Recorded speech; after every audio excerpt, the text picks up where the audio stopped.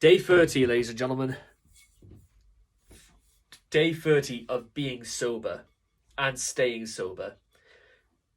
You know what all of this means is that we have pretty much nearly got an entire month now without even so much as a drop passing these lips.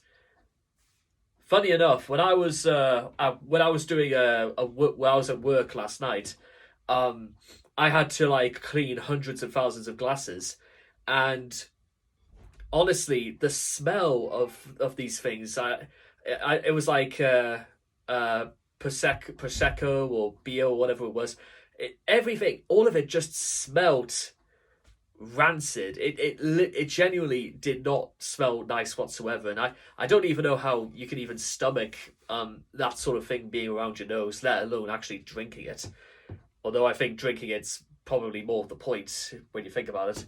So that's just again, I'm starting to almost like grow a little bit of a distaste for this stuff anyway. And to be honest, that may be the better way, the psychological approach, if you will, to try and stay sober, is not to openly desire something if you're trying to stay away from it, but openly and metaphorically disliking something to the extent that you don't want it to be anywhere near stuff like that.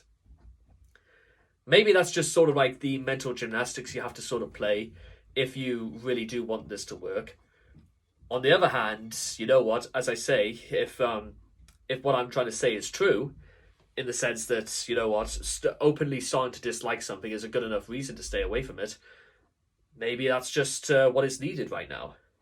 Something to encourage me that actually staying away from it is a better idea. No doubt, the money I save on by not spending it on stuff like booze is probably a good indicator. Yeah, I think actually that's. I don't think it needs to be any more complicated than that.